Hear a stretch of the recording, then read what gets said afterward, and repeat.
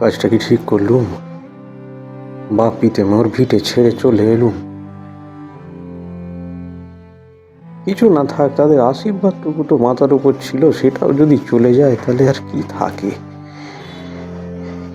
কিন্তু কি করব, সংসারটা তো চালাতে হবে। অকালে মেয়েটা চলে গেল, শেষে ছেলেটাও যদি।